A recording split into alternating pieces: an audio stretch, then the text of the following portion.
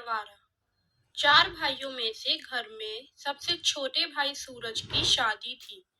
तो सूरज की माँ एक एक कर सबको काम संभालने को कह रही थी।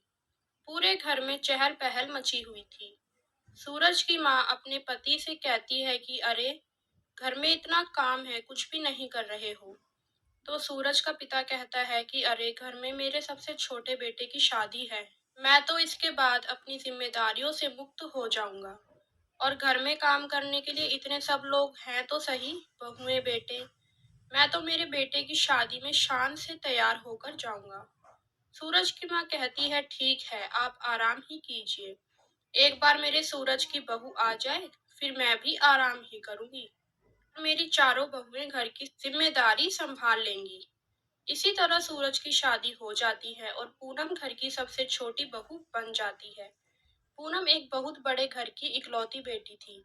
उसके यहाँ आने से मानो घर को जैसे नजर लग गई हो। इतने बड़े परिवार में वह नहीं रह पा रही थी, इसलिए घर में रोज कलेश होता था।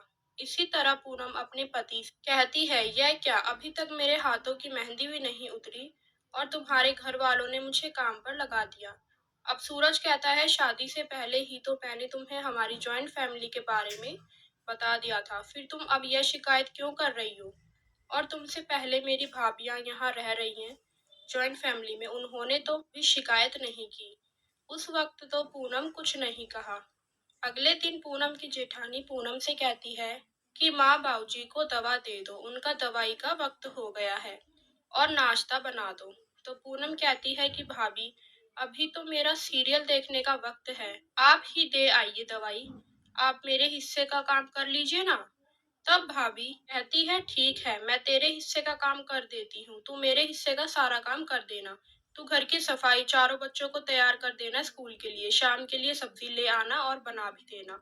फिर पूनम कहती है, अरे बस करो बस भाभी, मैं बाबूजी को दवा दे आती हूँ, सबके लिए नाश्ता भी बना देती हूँ। कहती है, हे भगवान, कहाँ फंस गई मैं, हमारे घर में तो गिनती की 8 रोटियां और 2 ही सब्जी बनती थी, यहाँ तो ढेरों रोटियां और बड़े बड़े पतीलों में सब्जियां बनानी पड़ती है।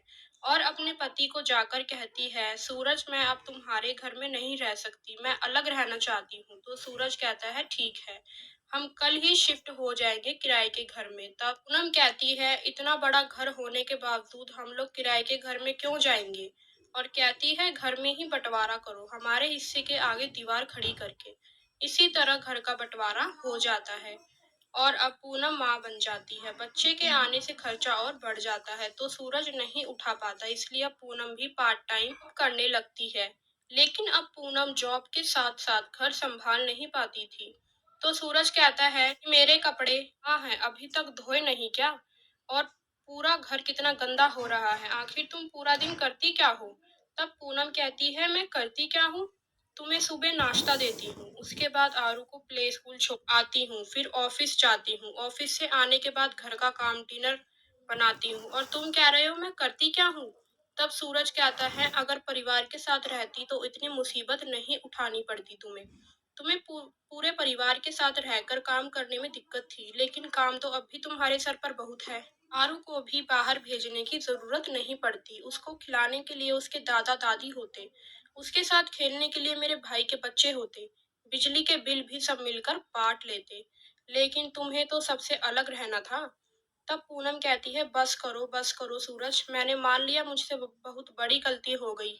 मेरे एक गलत फैसले ने हमें हमारे परिवार से अलग कर दिया और अब हम बिल्कुल अकेले हो गए हैं। एक ही घर में रहकर भी हम बाकी सब लोगों से अजनबियों की तरह रह रहे हैं।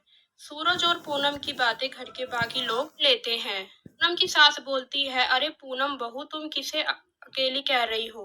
इतना भरा पूरा परिवार है ना तुम्हारे साथ।